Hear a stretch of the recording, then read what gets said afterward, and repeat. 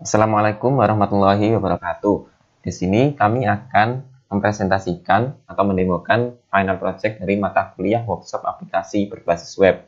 Nah, kelompok kami mendapatkan tema untuk membuat aplikasi yang berkaitan dengan perpustakaan.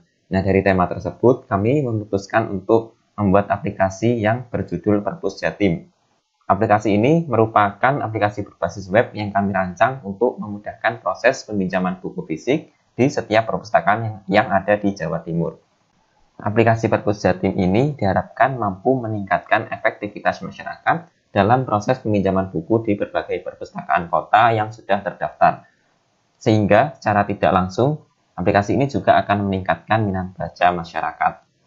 Sebelum kami lanjutkan ke penjelasan mengenai proyek kami, izinkan kami untuk memperkenalkan diri terlebih dahulu.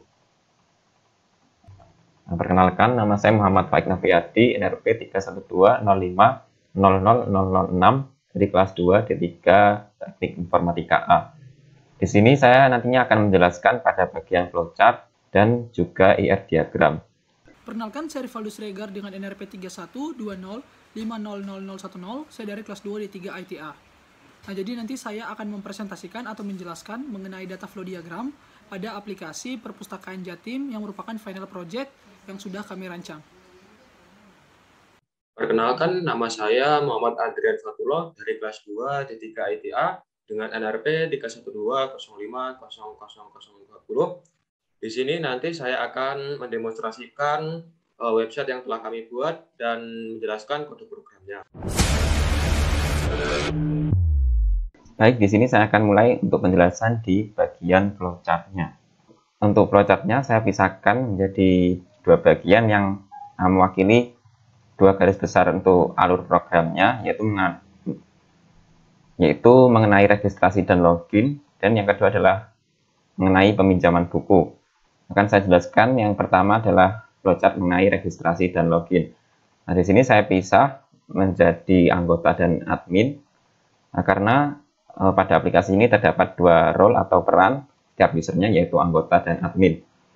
Untuk proses registrasi dan login di sini pada saat memulai, nah di sini akan ada percabangan antara anggota dan admin, karena nantinya untuk proses anggota akan ada perbedaan pada bagian registrasi dan sebagainya, sehingga di sini ada percabangan.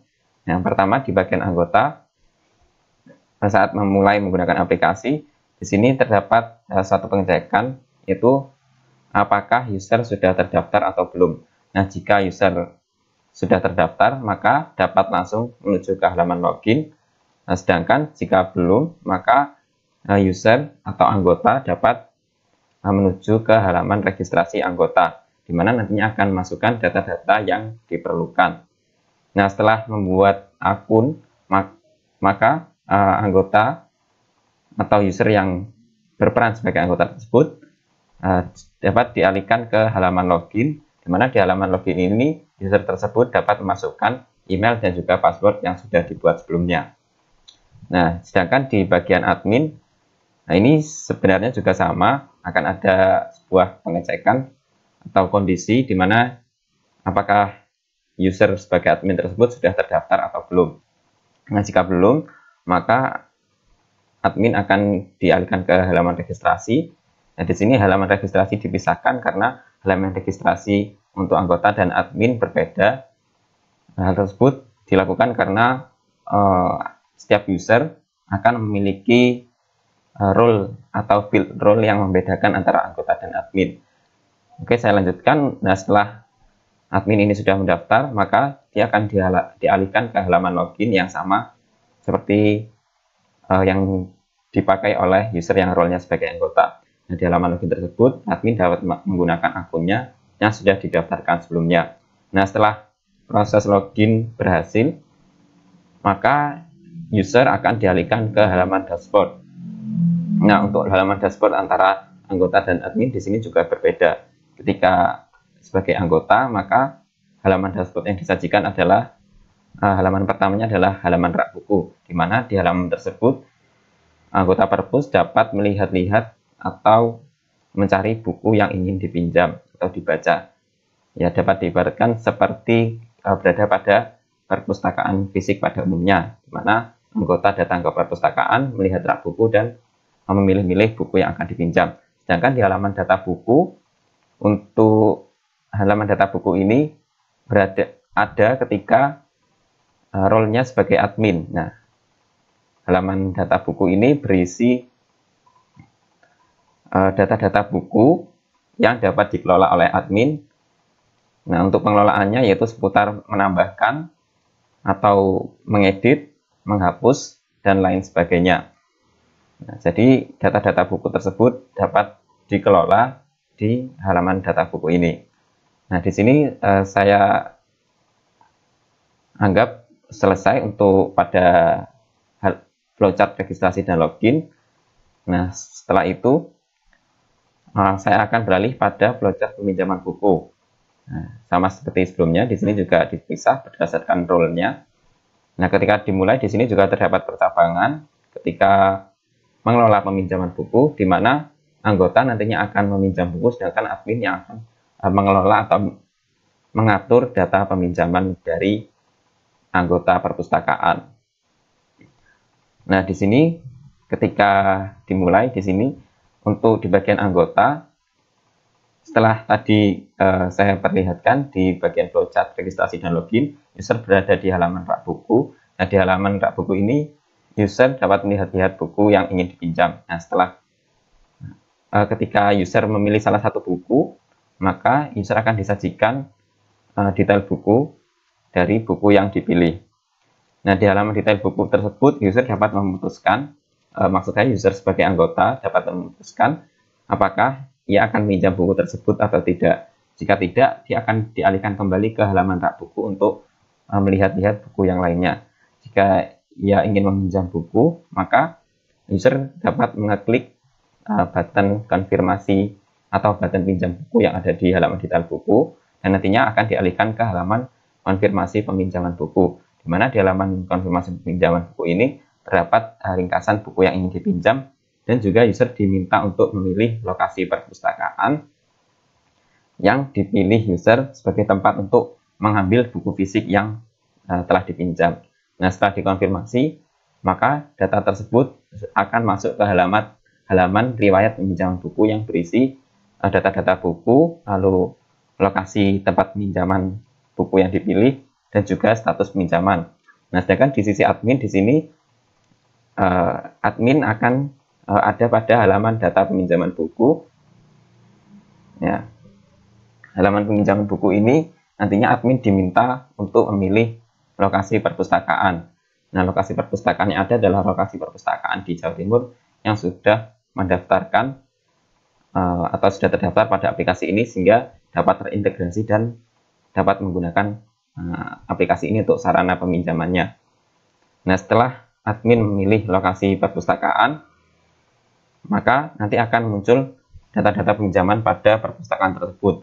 Nah, di sini sebelumnya dapat kita asumsikan user ini memilih lokasi perpustakaan, misalnya lokasi perpustakaan Kota Surabaya. Nah, dan admin ini juga memilih lokasinya, yaitu lokasi perpustakaannya yaitu Kota Surabaya. Nah, maka di data peminjaman, admin ini dapat melihat data-data peminjaman buku yang dilakukan oleh anggota perpustakaan. Nah, termasuk data buku yang dihasilkan dari peminjaman buku yang sebelumnya saya jelaskan yang dilakukan oleh anggota perpustakaan ini. Nah, di halaman ini admin dapat mengelola status peminjaman dari anggota. Nah, untuk statusnya nanti ada dipesan, dipinjam, dan selesai. Untuk dipesan adalah ketika user baru saja mengonfirmasi peminjaman buku, sedangkan dipinjam adalah ketika user atau anggota sudah mengambil buku fisiknya pada perpustakaan tertentu. Sedangkan selesai adalah status ketika anggota sudah selesai membaca dan mengembalikan bukunya pada perpustakaan yang dipilih. Nah, setelah itu flowchart di sini sudah selesai, maka digambarkan dengan simbol selesai.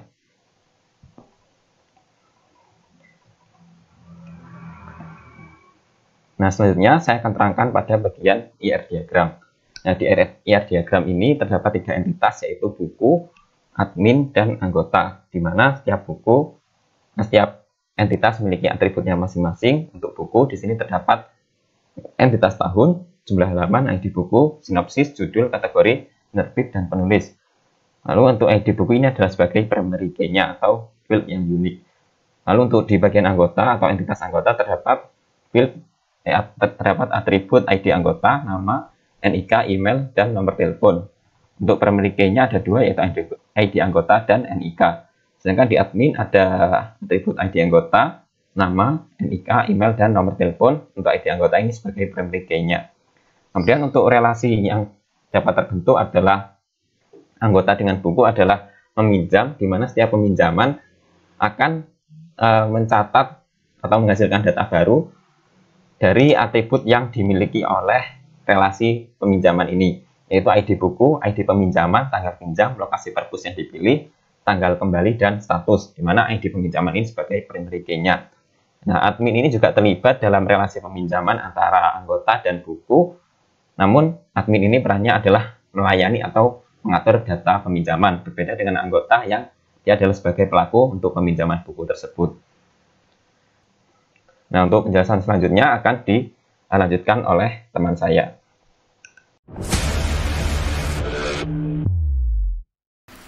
Nah, terima kasih untuk Faik yang sudah menjelaskan atau mempresentasikan mengenai flowchart dan juga IR diagram pada aplikasi Perpus Jatim.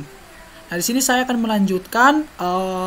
Sekarang kita akan masuk ke proses bagaimana data flow diagram atau yang biasa kita kenal dengan diagram arus data. Jadi kita harus paham dulu apa itu DFD. Nah, DFD ini dia merupakan teknik analisa terstruktur untuk merepresentasikan suatu proses-proses pada keseluruhan sistem. Kemudian teman-teman di sini saya sudah buat ya untuk data flow diagramnya. Untuk DFD-nya itu pada aplikasi yang kami buat, Perpus Jatim, yang kami rancang, itu ada 3 ya. Dia menjadi 3 level, DFD level 0, lalu ada DFD level 1, dan juga ada DFD level 2. Dimana di dalam DFD level 2 ini dia merupakan hasil dekomposisi proses-proses dari level 1. Oke, sekarang kita akan masuk ke DFD level 0. Nah, DFD ini dia merupakan representasi proses-proses data secara keseluruhan ya pada sistem. Nah, saya akan coba jelaskan teman-teman. Nah, jadi ini adalah gambar ya yang merupakan DFD level 0 atau diagram konteks. Nah, jadi apa itu diagram konteks? Diagram konteks ini dia merupakan tingkat tertinggi pada DFD. Jadi di mana diagram ini dia hanya memiliki satu proses inti yang menjelaskan keseluruhan sistem. Nah, di mana untuk aplikasinya teman-teman ini ada pada Perpus Jatim nih. Nah, kemudian berikutnya kalau kita perhatikan itu dia ada 2 entitas yang berada di luar ya, yaitu anggota perpustakaan dan juga admin perpustakaan. Nah, untuk anggota perpustakaan teman-teman, dia bisa melakukan pencarian data buku ya, dia masukkan masukan atau input pencarian data buku ke aplikasi atau ke sistem. Kemudian nantinya teman-teman ketika data diproses dia akan menerima keluaran atau output data buku. Nah, seperti ini alurnya. Nah, kemudian itu untuk entitas anggota perpustakaan. Nah, sekarang kita masuk ke entitas admin perpustakaan. Nah, di sini kalau kita perhatikan sebenarnya sudah jelas sekali bahwasanya admin perpustakaan ini dia merupakan entitas yang sangat luas. Maksud luas di sini adalah dia bisa berinteraksi secara luas dan juga punya hak akses kemana saja teman-teman. Yang mana di sini admin perpustakaan dia memiliki hak akses untuk login, kemudian dia bisa melakukan pencarian buku, kemudian dia bisa edit data anggota, dia bisa mengelola data peminjaman, mengelola data admin, dan juga mengelola data buku. Ya, ini hak akses dari admin perpustakaan. Nah, kenapa admin perpustakaan ini dia berinteraksi secara luas? Karena dia yang memegang penuh sistem, teman-teman. Nah, ini untuk diagram level 0. Teman-teman bisa perhatikan untuk input dan outputnya itu di dalam admin perpustakaan dia akan contoh ya, untuk inputnya yang pertama dia akan melakukan login di sini. Nah, kemudian dia akan langsung menerima output berupa pesan login atau logout ya. Lalu untuk melakukan pencarian buku, admin perpustakaan melakukan pencarian data buku, data tersebut diproses di dalam sistem, kemudian dia akan menerima output data buku dan masuk ke admin perpustakaan tersebut. Nah, begitu juga untuk pengelolaan data anggota, dia mengelola data anggota, prosesnya dia akan langsung dikirimkan data prosesnya masuk ke admin perpustakaan. Nah, begitu juga untuk seterusnya data peminjaman dan mengelola data admin. Nah, ini untuk DFD level 0. Nah, kemudian kita masuk ke DFD level berikutnya, yaitu level 1. Nah, jadi ini adalah gambar dari DFD level 1. Di mana DFD level 1 ini dia merupakan dekomposisi yang mana dia akan menjelaskan secara lebih spesifik, teman-teman, secara lebih detail bagaimana sistem alurnya, cara dia bekerja. Nah, di sini teman-teman saya perhatikan kalau kita lihat secara umum itu sangat membingungkan ya, teman-teman. Nah, di sini juga sama, ada dua entitas luar ya, dan kemudian kita bisa lihat ini ada proses ya, beberapa proses di mana dia bisa mencari buku, mengelola peminjaman, mengelola anggota, mengelola data admin, kemudian login. Nah, ini adalah hak akses yang dimiliki oleh admin perpustakaan.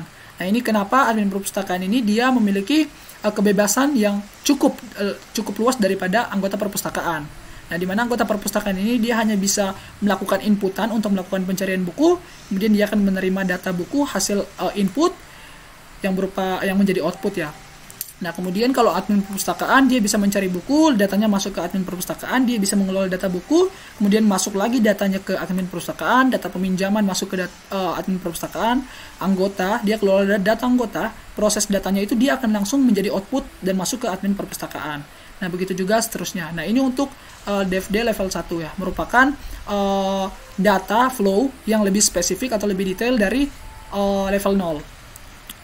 Nah, kemudian kita masuk ke DFD level berikutnya. Nah, ini merupakan DFD level 2. Nah, DFD level 2 ini perlu kita ketahui merupakan hasil dekomposisi proses ya. Jadi dia pecah lagi prosesnya dari level 1. Nah, di mana ada 4 proses yang dipecah di sini, teman-teman. Di mana ada proses mengelola buku, itu data flow-nya sendiri, mengelola peminjaman itu data flow-nya sendiri, dan proses mengelola anggota juga itu data flow-nya sendiri, lalu mengelola admin itu DFD-nya juga sendiri. Nah, ini merupakan hasil dekomposisi dari proses di DFD level 1.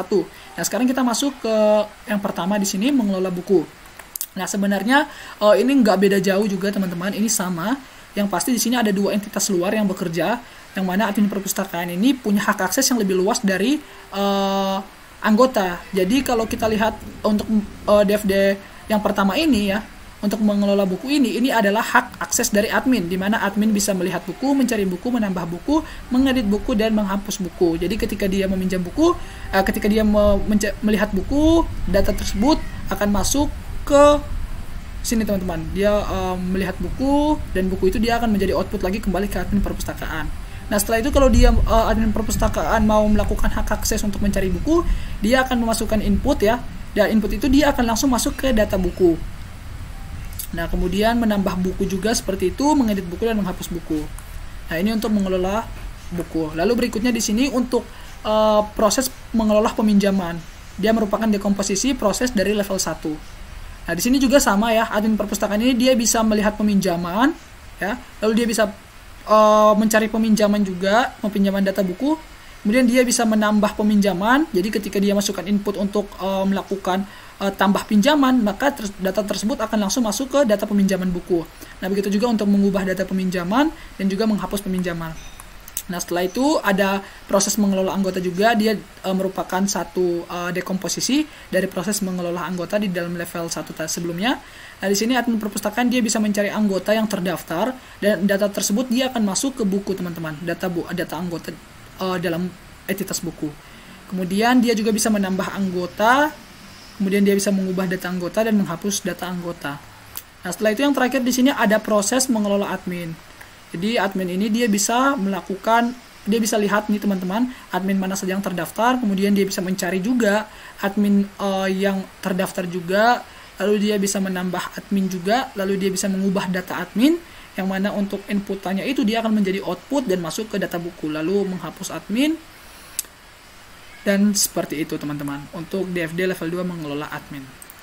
Nah, itu adalah data flow diagram ya, atau yang biasa kita kenal dengan DAD, diagram arus data, yang mana dia dibagi menjadi dua level. Level 0 merupakan diagram konteks, level 1 dekomposisi dan menjelaskan sistem secara lebih detail, dan level 2 adalah dekomposisi yang memecah proses dari DFD level 1, yang mana proses tersebut itu dibuat sendiri-sendiri ya. Jadi ada proses mengelola data, mengelola peminjaman, mengelola anggota, dan mengelola admin. Nah, itulah data flow diagram untuk aplikasi yang kami rancang, yaitu aplikasi perpustakaan Jatim. Nah, ini semoga saja menjelaskan alur sistem pada aplikasi yang kami rancang atau yang kami buat. Nah, mungkin penjelasan saya seperti itu saja untuk data flow diagram, dan juga penjelasan berikutnya nanti akan dilanjutkan oleh rekan atau teman saya, Muhammad Andrian, di mana dia akan menjelaskan bagaimana hasil pendemoan aplikasi, dan juga dia akan menjelaskan coding ya teman-teman, coding dari bagaimana bisa aplikasi tersebut dibangun. Jadi mungkin seperti itu saja. Saya waktu dan tempat saya persilakan kepada Andrian. Oke, di sini saya akan mendemonstrasikan website yang telah kami buat. Oke, di sini halaman awal ketika user masuk ke Perpus Jatim itu adalah login page. Dan ketika user belum memiliki akun, dia bisa membuatnya di sebelah sini, create one. Kita klik, lalu masukkan NIK-nya. Oke, di sini NIK-nya ada ketentuannya, yaitu NIK harus 16 digit. Jika kurang atau lebih, maka dia itu tidak akan bisa. Di sini saya akan mencoba menginputkan yang benar.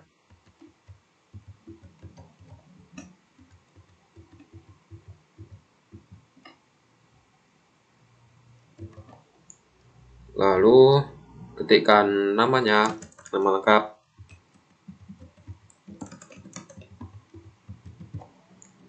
Masukkan alamat email, masukkan password, masukkan nomor telepon. Oke, jika sudah, klik register. Oh, ini kurang terlalu banyak. Oke, kita coba sekali lagi. Nah, ini jika salah, dia itu akan munculkan pesan error. NIK harus 16 digit. Oh ya, ini belum.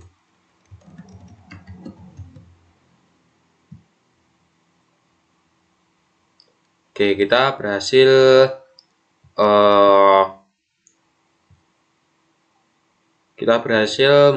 me-save tadi. Kita berhasil melakukan registrasi.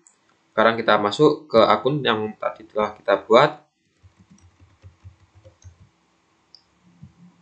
Klik login. Tunggu sebentar. Nah, maka dia itu akan masuk ke halaman login page. Oke, di sini saya akan keluar terlebih dahulu. Saya menggunakan email baru, email yang baru.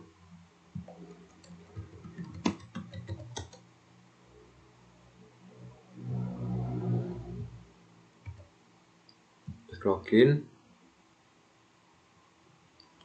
Oke, di sini ketika user pertama kali masuk, dia itu akan disajikan daftar-daftar buku yang ada di perpustakaan kami. Nah, di sini tidak hanya buku yang ditampilkan, melainkan ditampilkan berdasar per kategori. Misal kategori novel, bukunya ada buku Bumi Manusia, Ayat-ayat Cinta, Negeri 5 Menara, dan 5 cm, Cantik Luka, dan seterusnya.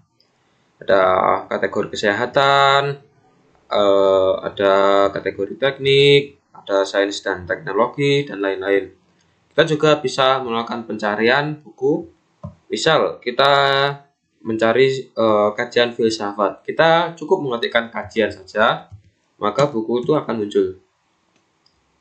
Nah, dia itu akan muncul buku yang kita cari. Oke, kita bisa klik ini untuk melihat detail atau meminjamnya. Kita bisa klik buku ini, klik saja. Kemudian sini tertera judul bukunya, lalu ditambahkan oleh admin itu 1 jam yang lalu. Lalu judul bukunya, apa penulisnya, ditulis oleh siapa, tahun terbitnya kapan, lalu jumlah halamannya, kemudian ada sinopsisnya. Oke, di sini kita bisa meminjam buku ini dengan cara klik tombol pinjam. Setelah selesai, user akan dialihkan ke halaman pinjam buku. Nah, di sini kita harus memilih perpustakaan yang ingin dituju.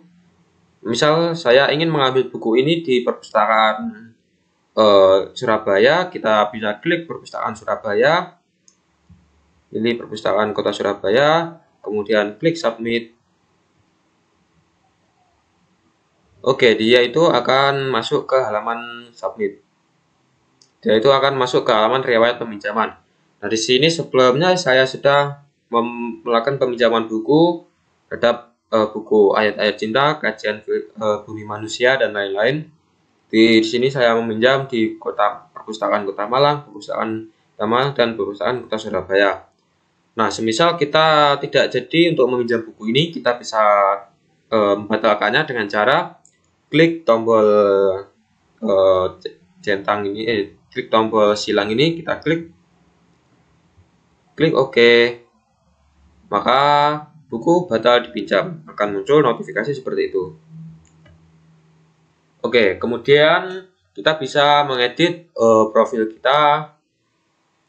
Dan ini adalah profil kita, nama lengkap kita yaitu apa, NIK-nya, email yang digunakan, nomor telepon. Sayangnya di sini kita tidak bisa mengedit passwordnya. Lalu kita juga tertera kita itu sebagai apa? Kita itu sebagai user. Lalu kita bisa klik edit untuk melakukan edit. Misal saya ingin mengubah nama lengkapnya jadi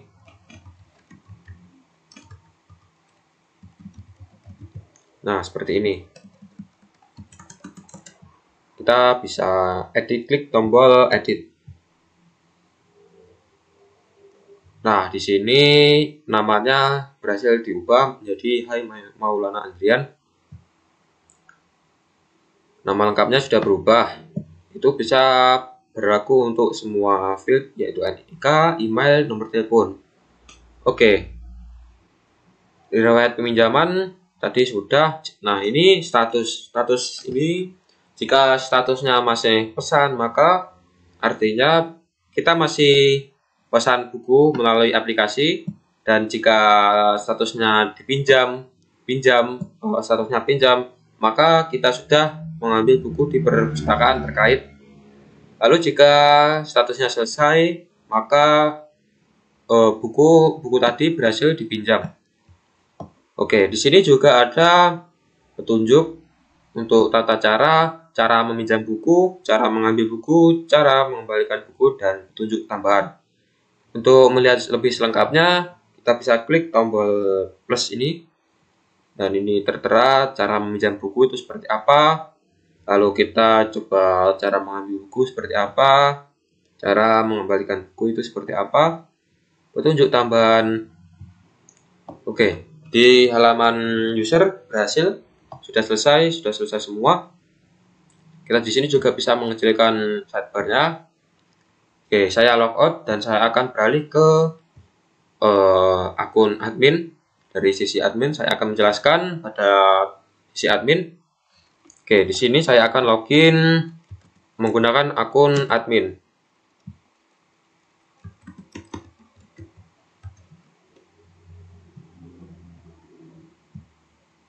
Oke, tunggu sebentar.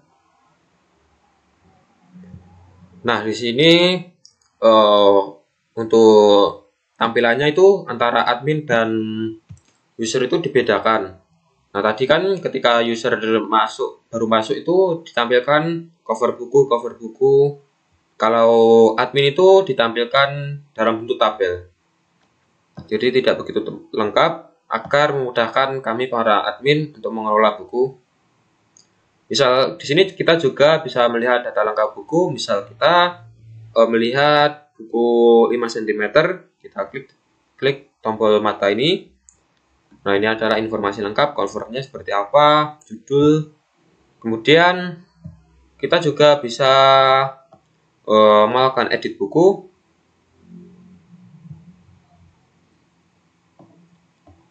Misal ini judulnya 10 cm, lalu penulisnya Andrian, kategori novel. Oke, kemudian kita pilih covernya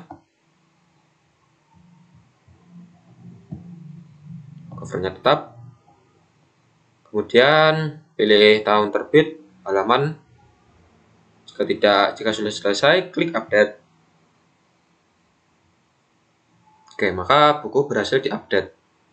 Tadi yang awalnya 10 cm, yang tadi awalnya 5 cm menjadi 10 cm. Kita bisa lihat pengarangnya berubah. Oke, selain edit, kita juga bisa menghapus buku.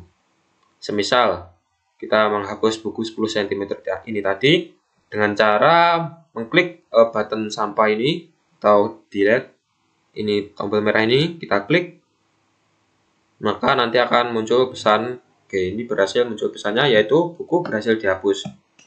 Kemudian kita bisa menambah kategori buku. Tadi kan kategori buku itu cuma novel, sains dan teknologi, teknik, kesehatan, dan kesehatan saja. Oke, kemudian saya tambah kategori, misal teknologi.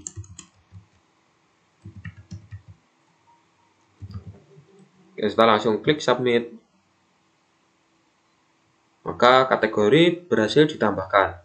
Kemudian kita juga bisa menambahkan buku ke dalam aplikasi ini. Klik add buku, kemudian masukkan data-data buku. Nah, misal data judul bukunya 5 cm, jadi penulisnya ini saya terserah. Lalu kok kategorinya pilih kategori tadi. Nah, ini sudah muncul kategori yang baru, teknologi. Lalu cover buku itu kita bisa memilih cover buku, kita pilih ini, maka akan muncul previewnya. Lalu tahun terbit 2003 misal, lalu jumlah halamannya misal 200. Sinopsisnya terserah. Oh ya, di bagian sinopsis kita juga bisa mengatur tebalnya, boldnya, lalu kita bisa mengeditnya seperti ini. Oke, jika sudah, klik submit, tunggu prosesnya berjalan. Oh iya, ini harus lebih dari 5 karakter. Misal oke,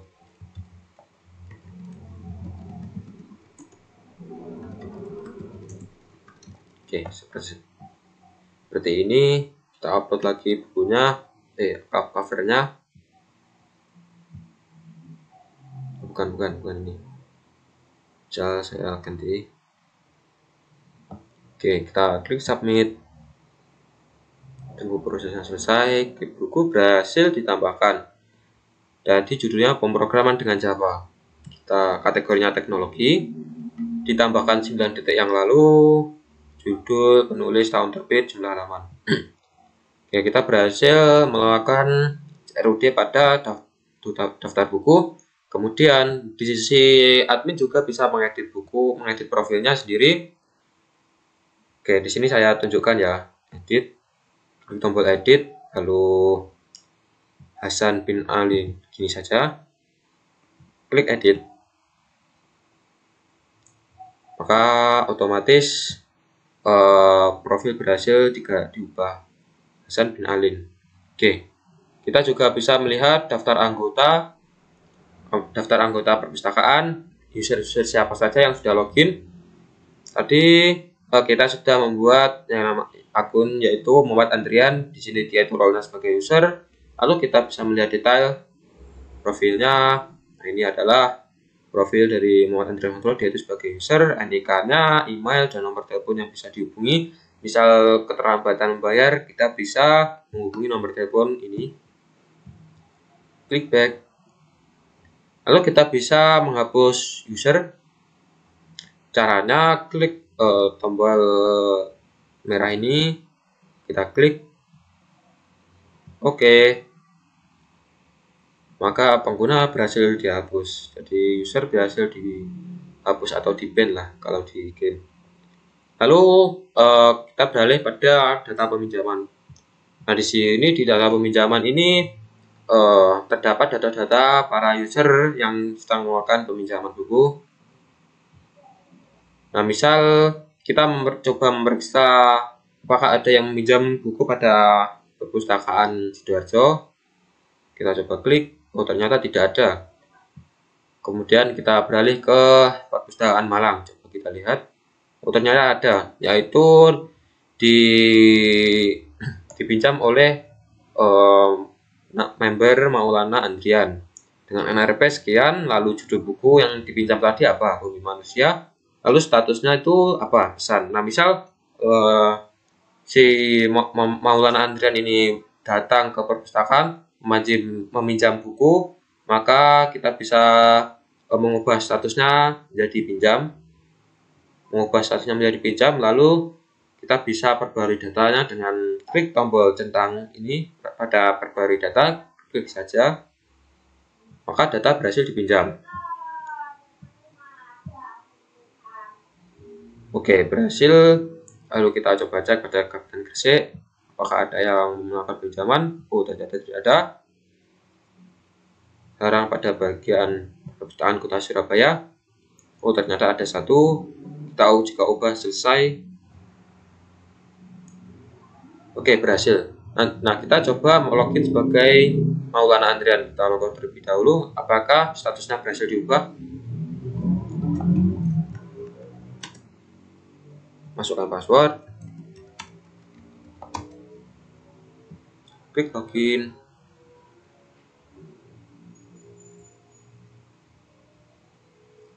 Oke, tunggu sebentar. Nah, ini tadi masuk apa yang telah kita inputkan di admin tadi. Kita coba cek riwayat peminjaman. Oke, statusnya menjadi pinjam. Gimana kalau kita ubah statusnya menjadi selesai pada Bumi Manusia ini?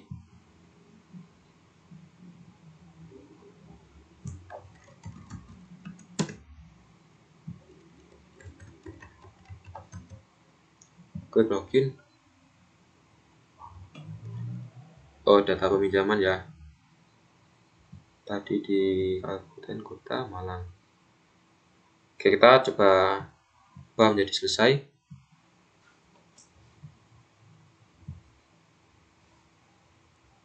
Oke, ada status berhasil diubah.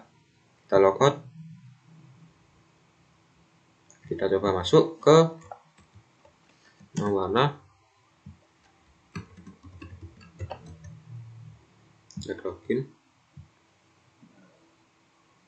Oke, tunggu sebentar. Lalu masuk ke riwayat peminjaman. Dan ya, statusnya berubah menjadi selesai. Oke, di sini saya akan menjelaskan tentang kode programnya. Tapi saya di sini menjelaskannya secara singkat. Oke, di sini saya dan teman-teman atau anggota kelompok membuat aplikasi ini menggunakan Laravel. Oke, di sini saya akan menjelaskan pada bagian rootnya terlebih dahulu. Oke, di bagian routing ini, jika ada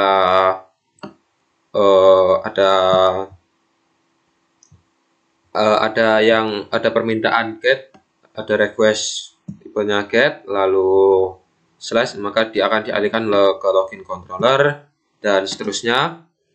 Nah, di sini middleware, kami juga menggunakan middleware ini berfungsi sebagai kayak membatasi akses. Halaman ini hanya bisa diakses oleh user saja, dan maksudnya saya hanya bisa diakses user yang belum login. Maksudnya jika dia sudah login, maka dia itu tidak akan bisa mengakses login page. Oke. Kemudian di sini petunjuk itu, di sini saya menggunakan function langsung, tidak menggunakan controller. Jadi saya langsung buat di sini. Di sini pun juga sama, pada detail buku, profil, halaman profil, edit, kategori, buku ID, user. Di sini pada web ini kayak apa ya? Berfungsi untuk mengatur alurnya lah, alur web. Misal ada request get atau request delete, maka apa yang dia lakukan? Dia itu akan diteruskan ke controller. Oke, sekarang saya akan menuju ke penjelasan controller secara singkat. Oke, di sini sudah tampil ada banyak controller. Book controller ini untuk mengatur buku, kategori controller untuk mengatur kategori. Controller itu hanya contoh. Dashboard book itu ya kayak buku, mengatur buku itu pada bagian sisi admin. Lalu untuk dashboard purpose controller ini untuk mengatur lokasi perpustakaan, misal perpustakaan lokasi Surabaya. Dashboard user controller ini berfungsi untuk mengatur user yang sedang login. Untuk login controller proses login, lalu pinjam controller ini proses pinjam buku, registrasi controller ini proses registrasi buku. Di sini ada user controller ini ya seperti membuat user. Oke, saya akan jelaskan secara singkat. Pada bagian buku ada home ini untuk menampilkan halaman pertama, detail ini untuk menampilkan detail buku, lalu edit bisa untuk mengedit buku. Kemudian lanjut ke kategori controller. Di sini index ini untuk menampilkan semua kategori yang ada. Lalu untuk store ini menyimpan, misal ada kayak nambah buku seperti tadi, add kategori itu lalu proses menambahkan ke dalam database itu terjadi di sini proses logikanya. Lalu untuk dashboard book controller ini sama sih seperti sebenarnya, untuk menampilkan daftar buku, untuk menambah buku, lalu untuk menyimpan buku, proses penyimpanannya di sini ada validasinya. Lalu show ini untuk menampilkan seluruh buku, edit ini untuk mengedit buku, dan seterusnya. Ada update untuk update buku, lalu destroy ini untuk mendelete buku. Oke, langsung pada dashboard purpose controller ini untuk mengatur lokasi. Jadi ada indeks halaman awalnya, lalu show ini kayak menampilkan lokasi, update ini untuk apa ya, mengupdate status. Oh iya benar, salah. Ini dashboard purpose itu proses pinjamnya. Ini indeks ini kayak apa ya, mengakses data perpustakaan dari sisi admin, siapa saja data peminjaman. Lalu untuk show ini untuk melihat seluruh data peminjaman di tiap perpustakaan yang ada. Lalu update ini mengubah statusnya, mengubah status peminjamnya itu apa, status pinjam diubah menjadi status selesai, atau status pesan menjadi status pesan. Status pesan diubah menjadi status pinjam. Itu semua diatur di controller update pada dashboard controller purpose. Oke. Kemudian pada bagian dashboard user controller ini menampilkan siapa saja user yang ada di dalam website kita, menampilkan data member. Kemudian show ini untuk menampilkan data user juga secara detail. Lalu update ini untuk edit profile. Lalu untuk destroy ini untuk menghapus user yang ada. Ini hanya bisa dilakukan oleh admin saja. Untuk login controller ini proses login. untuk menampilkan login, page login, untuk menampilkan admin page, lalu autentikasi, yaitu mengatur autentikasi jika yaitu login sebagai user, maka yang ditampilkan pertama kali adalah apa, semua diatur di sini. Lalu untuk logout ini yaitu kita logout akun. Oke, selanjutnya pada pinjam controller ini bagian indeks ini pada saat kita minjam buku, nah page-nya itu diatur di sini, proses peminjamannya. Lalu untuk menyimpan data-data pinjamnya itu diatur di sini. So, ini untuk menampilkan daftar peminjamannya.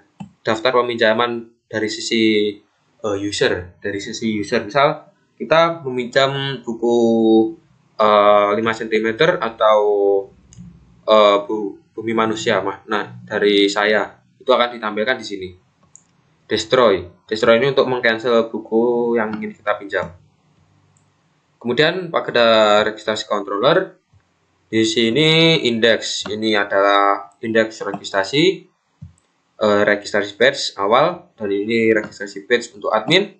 Lalu show ini untuk apa ya? Untuk menyimpan user yang login. Misal proses registrasi itu dilakukan pada metode show ini. Oke, selanjutnya pada user controller. Di sini hanya sedikit, hanya menampilkan profil, lalu edit profile. Oke, untuk controller sudah selesai.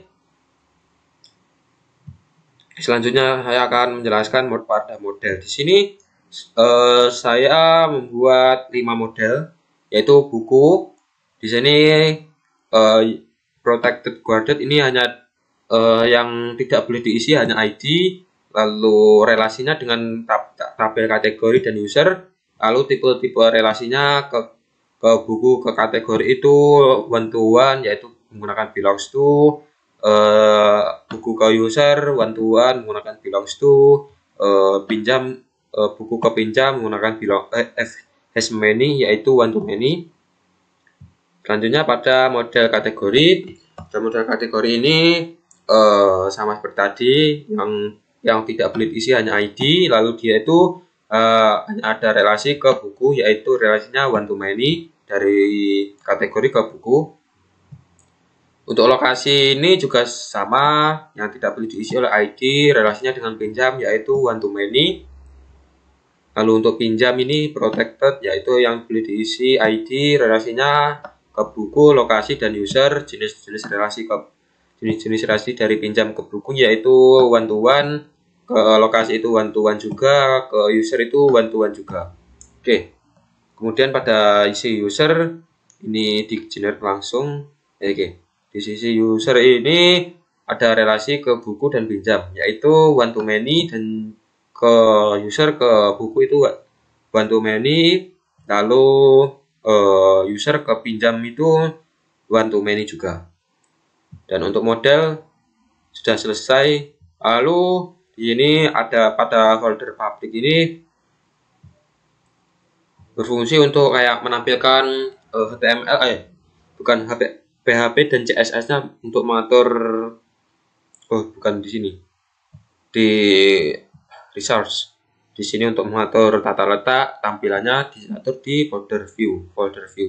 Ada untuk admin, data purpose, layout, login, parsial ini template-nya, lalu profil ini ya juga kayak apa ya, dibagi gitulah, dipotong-potong, di fragment kalau aliasnya.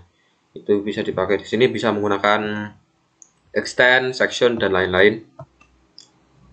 Oke, selanjutnya pada folder public ini ada link atau folder link ke storage. Storage itu bagian sini, yaitu tempat penyimpanan gambar, tempat penyimpanan cover buku yang kita upload tadi,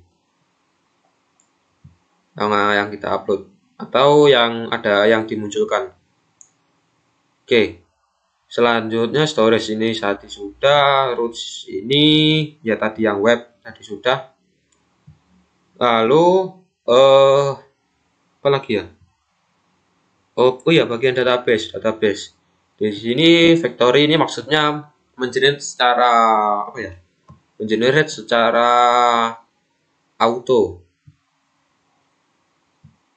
Factory ini, nah ini user factory. Di sini saya mengenerate user dengan nama, dan ini jadi ini mengenerate nama secara random. NIK bisa di-generate secara random dari 35000 sampai 3509100. Lalu untuk nomor telepon kita juga mengenerate secara manual, diawali dengan dari 62800 sampai 6289009.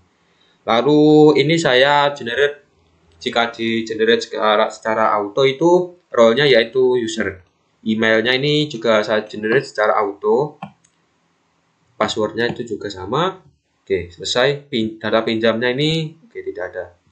Kemudian migration. Ini adalah migrasi ke database kita. Ini database kita saya generate secara manual. Bukan, ini migration-nya saya buat di database. Oke, selanjutnya pada seeder. Seeder ini berfungsi sebagai mengenerate secara manual, tidak melalui phpMyAdmin atau Workbench, MySQL Workbench. Di sini mengenerate NIK user secara manual. Lalu di sini user factory 9 create, artinya kita meng-create user sebanyak 9 secara auto. Ini juga sama, saya buat secara manual di sini. Oke. Baik, sekian dari penjelasan dari kelompok kami tentang website perpustakaan Jatim. Jika ada kurangnya, kami mohon maaf. Wassalamualaikum warahmatullahi wabarakatuh.